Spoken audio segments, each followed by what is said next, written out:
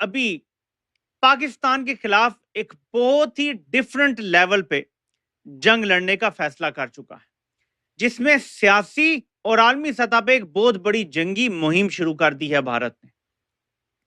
اس کا توڑ کیسے کیا جانا چاہیے، لیکن اس کا توڑ کیسے کیا جا رہا ہے، ٹرمپ پہ تو چاہتا ہے، مگر موڈی کا انڈیا کبھی نہیں بات کرے گا، اور ڈونلڈ ٹرمپ پھر کیا کرے گا؟ اب آپ مجھے بتائیں، ایک ایجنڈا آنا چاہیے نا۔ ٹاکس اگر ہونے ہیں، ہر میم مٹیریل مل گیا اور آپ سمجھ لیں کہ اس کا پھر سے مذاق وغیرہ بھی لوگ کرنے لگے اور کچھ تنقید بھی شروع ہو گئی، تو یہ بہت اہم ہے۔ بھارت جو اگلا حملہ پاکستان پہ کرے گا اب وہ بالکل مختلف ہوگا، اور یہ بھارت کے ایئر فورس کے یا جو چیف تھے وہ بول چکے ہیں۔ ٹاکس کے سامنے ایک ایجنڈا ہوتا ہے، اس ایجنڈا پہ کیا ہوگا؟ کیا انڈیا پبلکلی اناؤنس کرے گا کہ agenda of the talks include Kashmir?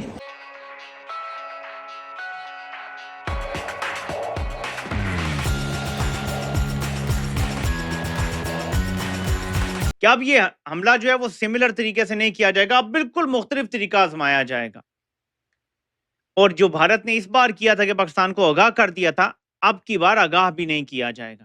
ایسا نہیں ہوگا کہ خواجہ آصف آ کے بتا رہا ہوگا کہ جی حملہ تو امیوننٹ ہے، انہوں نے کرنا ہی کرنا ہے، ایسا نہیں ہوگا، ٹھیک ہے؟ اس کو سمجھنا ہے آپ نے۔ نریندر مودی نے اپوزیشن کی 7 جماعتوں کو آل ٹوگیدر، اپوزیشن کی جماعتیں 7 ٹوٹل جماعتوں کا وفد پوری دنیا میں بھارت کا بیانیہ لے کے اور جا رہا ہے۔ ششی تھرور کے پتہ نہیں کیا نام ہے ان کا، وہ حالانکہ مودی کے مخالف سمجھے جاتے ہیں، ان کو اس وفد میں شامل کر کے بھیجا گیا کہ جاؤ بھارت کا مقدمہ لڑو عالمی سطح پہ۔ بھارت نے بہت تگڑا وفد بنایا ہے، بھارت بہت بڑا مقدمہ پاکستان کے خلاف بنانے جا رہا ہے، جس میں دہشت گردی کی سپورٹ سے لے کر بہت کچھ ہے۔ وہ ہماری مالی فنڈنگ روکنا چاہتا ہے عالمی اداروں سے، وہ فیٹف کے ذریعے پاکستان کو گرے لسٹ اور پھر بلیک لسٹ کروانا چاہتا ہے، اور اس کے بعد ایسی فضا بنانا چاہتا ہے کہ جب دوبارہ بھارت پاکستان پہ چڑھ دوڑے تو ساری دنیا بھارت کے ساتھ کھڑی ہو جائے۔ ٹرمپ کے حالیہ دنوں کے کچھ بیانات نے بھی بھارت کو پریشان کر دیا، اور اس کو میں آگے کنیکٹ کروں گا ایک اور چیز سے، لیکن پاکستان نے اس کا کیا جواب دیا ہے یہ اب خبر دیکھ لیتے ہیں۔ شہباز شریف نے بلاول زرداری سے رابطہ کیا ہے، اور بلاول زرداری ہماری طرف سے ایک وفد کو لیڈ کریں گے جو دنیا کے تمام بڑے کیپٹلز میں جائے گا، جس میں واشنگٹن، لنڈن، برسلز، پیرس شامل ہے۔ اس میں انٹرنیشنل کمیونٹی کو بریف کیا جائے گا بھارت کی جو اگریشن ہے اس کے اوپر۔ اس وفد میں شامل ہیں جی خرم دستگیر خان، ہنا ربانی کھر، جلیل عباس جیلانی، مصدق ملک اور طارق فاطمی۔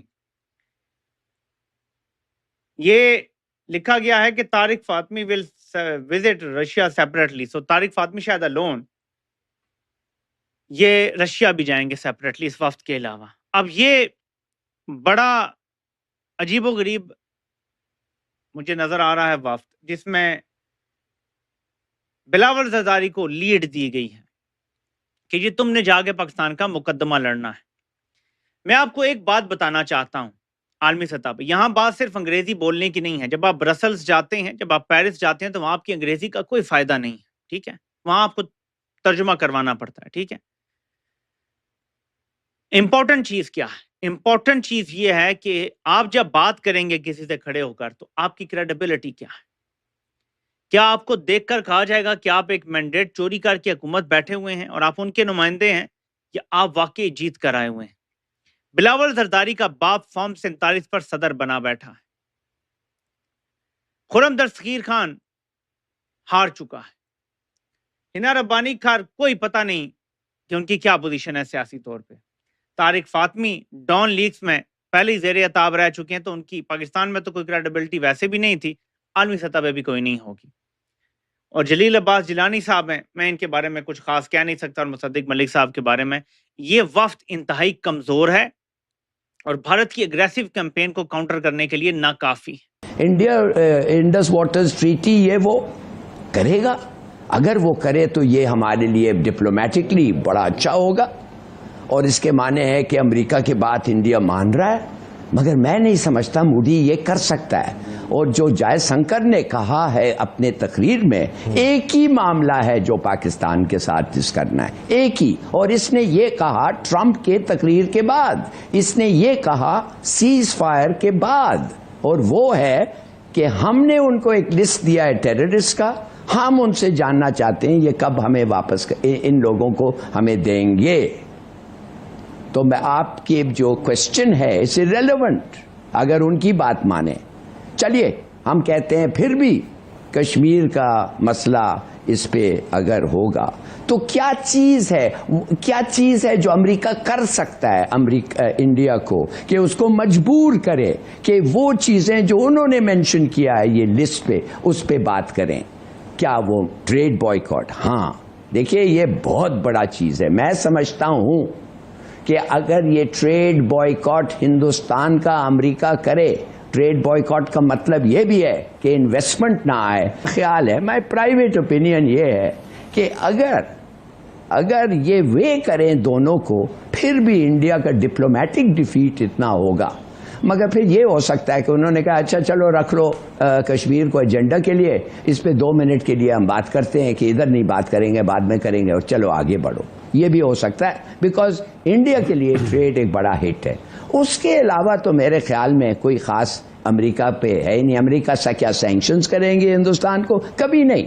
بھائی ہمیں یاد رکھنا چاہیے, جیسے آپ نے شروع میں کیا تھا, امریکہ ان کا اسٹریٹجک پارٹنر ہے, ان کا ملٹری پارٹنر ہے جو ہونا تھا. اور سب لوگ ابھی بھی کہتے ہیں کافی حد تک کہ چین کے خلاف جو اگر پراکسی جنگ ہونا ہے تو وہ تھرو انڈیا ہوگا. India will be the proxy جنگ, جیسے یوکرین لڑ رہا ہے سوویت رشیا کے خلاف. تو یہ سب جو باتیں ہیں میرے خیال میں سجیسٹ یہ کرتے ہیں کہ انڈیا کہے گا نہیں, ہم صرف اس چیز کے بات کرنا چاہتے ہیں جو اس وقت ہمارے ساتھ یہ جو جھڑپ ہوئی ہے اس کا مطلب کیوں ہوا. یہ ہوا ٹیررزم پہ ہم پاکستان سے بات کرنا چاہتے ہیں. تو یہ ان کو لسٹ دیا ہے, پاکستان ہمیں جواب دیں کہ یہ لوگ دے رہے ہیں کہ نہیں. دونوں سطح پر جب درمیان میں بیٹھ کر بات ہوگی تو آپ کو لگتا ہے کہ یہ ڈیڈ لاک مزید بڑھ جائے گا؟ آپ کیا سمجھتے ہیں وہ کبھی مانیں گے؟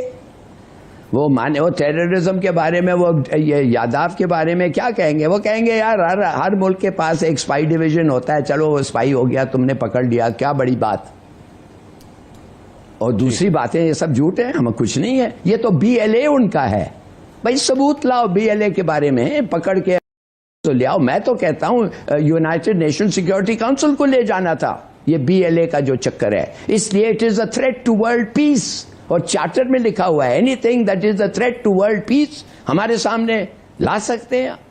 تو ایک تو وہ ہم لے جائیں گے, پھر وہ EU فائلز ہیں وہ بھی لگ سکتے ہیں, کر سکتے ہیں یہ سب چیزیں. تو اس طرح سے انہوں نے کچھ بات میں ذکر کیا کہ جناب میں فجر کے بعد سوئمنگ کرتا ہوں, اور میں سوئمنگ کے لیے گیا تو مجھے سپہ سالار کا فون آیا, اور ان کی آواز میں بڑا اعتماد تھا اور بڑی تڑپ تھی وطن کی, محبت کی, اور انہوں نے بتایا کہ یوں میزائل اٹیک ہوئے ہیں اور اب ہم ان کو جواب دینے جا رہے ہیں, تو آپ کی اجازت ہمیں چاہیے. تو میں نے انہیں کہا کہ بالکل آپ بسم اللہ کریں.